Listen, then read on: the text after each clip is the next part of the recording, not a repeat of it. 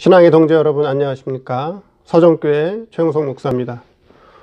오늘 여러분과 함께 은혜를 나누고 싶은 말씀은 출애굽기 1장 15절로 17절 말씀입니다. 제가 본문을 봉독해 드리겠습니다. 애굽 왕이 히브리 산파 십보라라 하는 자와 부하라 하는 자에게 일러 가로되 너희는 히브리 여인을 위하여 조산할 때에 살펴서 남자여든 죽이고 여자여든 그는 살게 두라. 그러나 산파들이 하나님을 두려워하여 애굽 왕의 명을 어기고 남자를 살린지라. 말씀 제목은 히브리 산파와 내 신앙과의 관계성입니다. 오늘 본문에는 히브리 여인의 출산을 돕는 산파 두 사람이 나옵니다. 십보라와 부하라 하는 산파입니다. 이들의 이름을 통해서 그들이 하는 일을 알 수 있는데 히브리어 십보라의 뜻은 우아하다, 아름답다라고 하는 뜻으로 그의 이름같이 십보라는 아름다운 일을 하는 사람이었습니다. 또한 부하라고 하는 뜻은 소리를 외치다, 소리를 외치는 자라는 뜻으로 부하는 말씀을 증거하는 일을 하는 사람이었습니다. 이와 같이 그들의 이름을 통해 산파들이 하는 일을 알려주고 있습니다. 이와 같이 산파는 성도들의 신령한 신앙 열매를 맺는 일을 도와주는 아름다운 일을 하는 자들이요, 진리의 말씀을 증거하는 자들이었습니다. 이들의 신앙과 오늘의 내 신앙과의 관계성을 살펴보겠습니다. 첫째, 바로왕의 명령입니다. 이 당시 환경은 이스라엘 백성을 지배하는 세력이 애굽 왕이었습니다. 세상 세력의 지배 아래에 있는 이스라엘 민족, 오늘로 말한다면 교회와 성도가 바로의 지배 아래에 있다는 말씀입니다. 그때에 히브리 여인의 출산을 돕는 산파는 누구인가? 이 산파의 역할은 오늘날 교역자 역할과 같습니다. 교역자가 처해 있는 환경이 바로왕의 세력에서 일을 하고 있다는 것입니다. 바로왕의 명령은 이스라엘 남아는 죽여라, 이런 명령입니다. 이 명령의 성격은 애굽이라는 큰 세력의 배경을 가지고 지배하는 세력이기 때문에 바로왕의 명령은 권위도 있고 권세가 있어서 그 명령을 어기면 죽임을 당하는 입장입니다. 이런 명령을 받은 십보라와 부하는 외형적으로는 바로의 명령이 떨어졌고 그들의 양심에서는 하나님의 음성이 들리고 있습니다. 이스라엘 남아를 죽일 수 없는 양심이 살아있는 산파들이었습니다. 이런 환경을 오늘에 비유한다면 바로왕의 세력은 세상 세력이고 육신의 세력이요, 또한 우리에게 있는 옛사람의 세력입니다. 교회가 육신 세력에 붙들려서 육신 중심으로 흘러가게 되면 그 교회의 지배자는 바로왕이요, 마귀에게 붙잡힌 때입니다. 또한 교인 한 사람 속에는 애굽의 세력의 지배를 받는 육신이 있습니다. 성도의 영은 하나님의 은혜로 구원받아서 중생한 영은 중생에서 그리스도의 생명세계에 있지만 성도의 이성과 육체는 지금도 죄와 사망 아래 있습니다.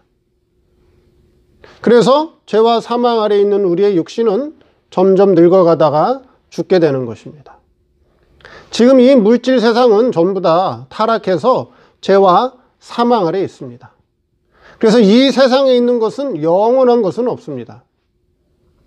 중생한 영은 하나님의 생명세계에 감춰져 있지만 이성과 육체, 이 세상의 모든 것은 죄와 사망 아래에 있기 때문에 다 지금 사망에 흘러가고 있는 것입니다.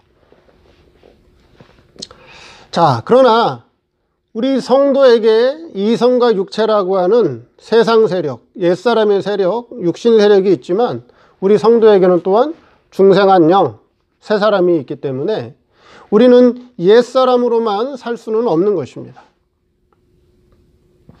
자, 이와 같이 바로의 명령은 눈에 보이는 명령이요, 세상의 권세를 앞세운 명령이요, 큰 권력을 가진 명령입니다. 이 바로왕의 명령을 어기게 되면 산파는 죽임을 당할 수밖에 없는 그런 환경 속에 살고 있다는 것입니다. 자, 만약에 이 산파가 바로왕의 명령을 듣고 이스라엘 라마를 죽이고 여아만 살린다면 이스라엘 민족은 어떻게 될까요? 이스라엘 민족은 씨가 말라버리겠죠. 이스라엘 민족은 역사에서 사라지겠죠.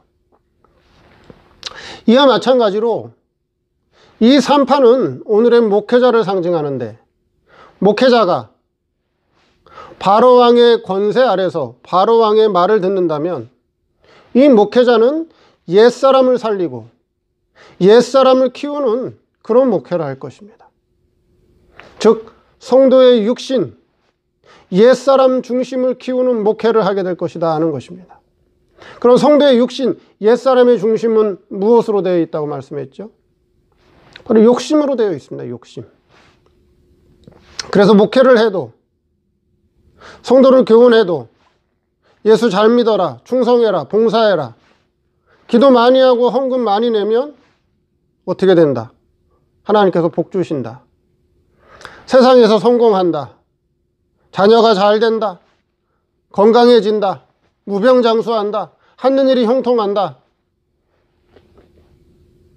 육신 생활에 잡혀있는 오늘의 현실, 애국과 같은 세상에서 살고 있는 오늘의 이 현실의 육적인 목회, 옛사람의 중심의 목회를 하는 그 목회자라면, 그 산파라면 그 사람은 바로왕의 명령을 듣고 바로왕의 지배 아래에 있는 것입니다.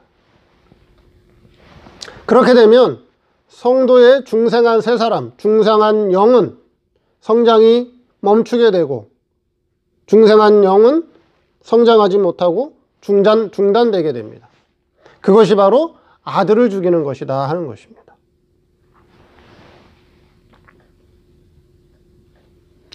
자, 두 번째, 히브리 산파의 믿음입니다. 창세기 3장 16절 말씀에 타락한 하와에게 잉태의 고통과 해산의 수고로 자식을 낳을 것이라고 했습니다.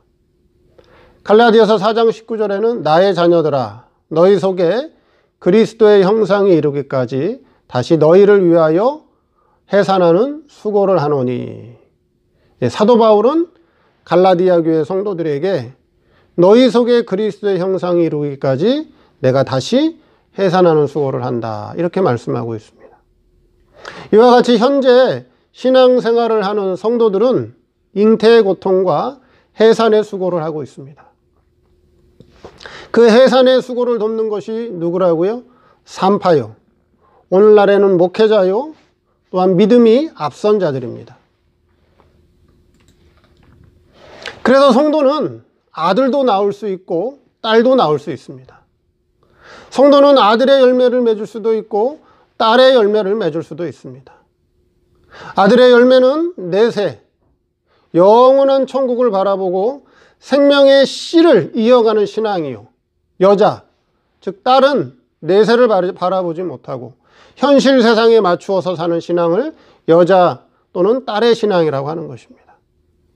남자와 여자의 차이점은 남자는 아버지의 혈통을 계대하고 그 가문에 기업을 잇는 것이 아들이지만 여자는 할 수 없습니다. 아들은 아버지의 대를 이어 그 집안의 호주가 되는 것이 아들이지만 여자는 아무리 많아도 그 집안의 호주가 될 수 없습니다.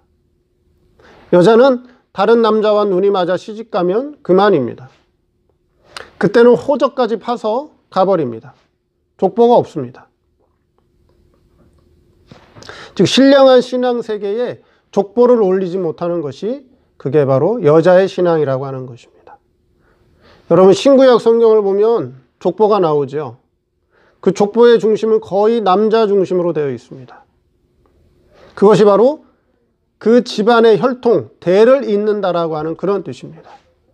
오늘날로 말한다면 신령한 신앙, 내세를 바라보는 생명적 씨적 신앙이 있는 사람이 족보에 올라가 있는 것입니다. 그런데 이스라엘 족보 가운데 여자들이 들어가 있습니다. 자, 여자들이 들어가 있다라고 하는 것은 그들은 성적으로 여자이지만 그들의 신앙은 신앙적으로 남자의 신앙이 있었다라고 하는 것을 우리에게 계시하는 것입니다. 바로는 애국과 같은, 즉 죄와 사망 아래에 있는 이 현실의 환경을 극복하고 내세의 열매를 맺는 남자아이는 원하지 않습니다. 현실 세상에 만족하며 이 세상에서의 육적 행복을 바라보는 딸을 원하고 있습니다. 오늘 교회를 다니는 성도들이 우리가 죽으면 천국 가지, 이 세상에서 영원히 살 수 없어, 이거 다 알고 있습니다. 그런데 실제 성도들이 이 땅에서 교회 생활하면서 믿음의 소망은 어디에 두고 있습니까? 앞으로 가서 누릴 영원한 천국에 내세의 영광을 바라보고 신앙생활하고 있습니까? 아니면 이 세상에서의 육신의 생활의 형통, 이 세상에서의 성공과 부귀와 영화를 바라보고 있습니까? 이것이 바로 왕이 원하는 신앙이라고 하는 것입니다. 그런데 항상 남자의 신앙을 가진 성도보다는 여자의 신앙을 가진 성도, 즉 육적인 성도, 성도의 옛사람 중심으로 사는 성도들이 거의 다수를 이루고 있습니다. 그럼 목회자는 어떨까요? 목회자도 마찬가지라고 하는 것입니다. 세상에서 이름을 내고, 세상에서 커지고, 세상에서 부요해지고, 세상에서 자기 이름을 내려고 하는 목회자가 많이 있지, 묵묵히 자기 양심을 통해서 들려주는 하나님의 음성을 들으며 남들이 알아주든 몰라주든 자기에게 맡겨진 사명을 다하며 묵묵히 진리의 길을 걸어가는 그런 목회자는 많은 것이 아닙니다. 오늘날 바로의 세력을 따라가는 이스라엘의 남아를 죽이는 산파와 또는 이스라엘 여아를 살리는 그런 산파가 있다면 어떤 목회자를 정통으로 볼까요? 이스라엘의 남아를 죽이는, 신령한 시적 신앙을 죽이는 산파가 오히려 주류요, 그들이 정통이요, 이스라엘 남아를 살리는 산파는 이상한 산파로 볼 것입니다. 오늘날 교회가, 오늘날 목회가 성도들의 영혼을 키우는 중심이 아닙니다. 거의 육신의 욕심을 채워주는 목회가 주류를 이루고 있기 때문에 그런 육신의 욕심을 채워주는 그런 목회를 전통 있는 그런 목회로 보고 있다는 것입니다. 여러분, 일제시대 때 일본이 한국 기독교에 무엇으로 핍박했죠? 신사참배하라고 핍박했죠. 어떻게 했나요? 천주교뿐만 아니라 한국의 거의 모든 교회가 다 신사참배를 했습니다. 심지어 목사가 성도들을 데리고 가서 다 신사참배를 했어요. 그런데 일부 신앙이 살아있는, 양심이 살아있는 목사님들이 신사참배를 거부했고, 성도들의 저거는 신사참배하는 것은 우상숭배다, 신사참배하지 말라 가르쳤습니다. 그런 목회자들이 순교를 하기도 하고 감옥에 갇혀 옥고를 치르기도 하고, 또한 성도들도 같이 감옥에 가서 옥고를 치르기도 했습니다.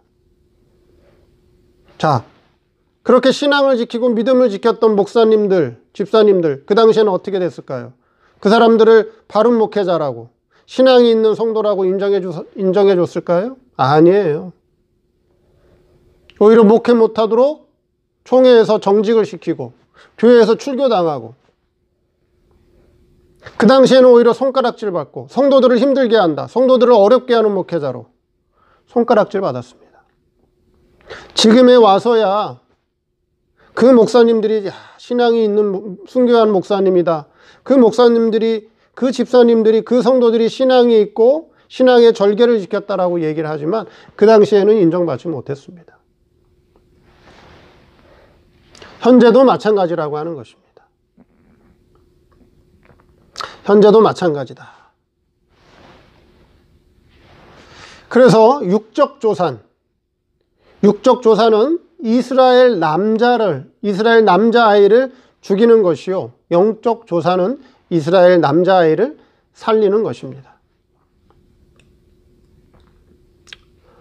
자, 여기서 조산할 때 무엇을 돕는가 하는 것입니다. 영적 조사는 남자를 살리는 것이고 육적 조사는 남자아이를 죽이는 것입니다. 그래서 히브리 3파의 조산 역할은 성도가 영으로 성장하느냐 아니면 육으로 발전하느냐. 그래서 목회자들 가운데 영적 신앙을 길러주는 목회자가 있고 육적 신앙을 길러주는 목회자가 있다라고 하는 것을 우리가 분명히 깨달아야 할 것입니다. 셋째, 바로 왕보다 하나님을 경외하는 3파입니다. 여러분, 생사여탈권이 누구에게 있나요? 사람에게 있나요? 하나님께 있나요? 사람의 생사여탈권은 하나님께만 있습니다. 바로 왕은 이스라엘 백성의 신앙을 길러주는 이용물에 불과합니다. 그런데 배후에서 역사하는 하나님을 보지 못하면 결국 돈 앞에 굴복하게 되고 권세 앞에 비굴해지고 목숨 앞에 떨게 되는 것입니다. 그러나 히브리 3파는 눈에 보이는 바로 왕보다는 그 배후에서 역사하는 하나님을 보았습니다. 바로 왕의 명령은 애굽의 대국을 배경으로 한 외부적인 명령이요, 생사권을 가진 것 같이 보이는 왕의 공적인 명령입니다. 그러나 하나님의 명령은 양심을 통해 개인에게 들려주는 세미한 목소리입니다. 자, 어느 명령이 크고 어미가 있습니까? 어느 명령이 큰가요? 바로 왕의 명령은 공적이요, 국가적이요, 권세가 있습니다. 그러나 하나님의 명령은 개인의 양심을 통해서 작게 들리는 것이 하나님의 명령입니다. 신령한 사람은 양심을 통해 개인적으로 전달되는 하나님의 명령을 더 크게 알고 외적인 바로왕의 명령을 껍데기로 보고 이용물로 보기 때문에 두려워하지 않습니다. 그러나 신령한 신앙의 사람이 되지 못하면 바로왕의 명령을 더 크게 보고 바로왕의 명령을 더 두렵게 생각하고 엄미한 것으로 알고 하나님께서 양심을 통해 들려주는 명령은 무시하기가 쉬운 것입니다. 이와 같이 오늘의 성도들도 3파와 같이 바로왕의 세상 세력과 옛사람의 세력과 또한 하나님의 말씀, 양심의 소리 두 명령 사이에서 살고 있다는 것을 깨닫고 항상 바른 선택을 하여야 된다는 것을 이 시간에 분명히 깨닫는 저와 여러분 되기를 바랍니다. 감사합니다.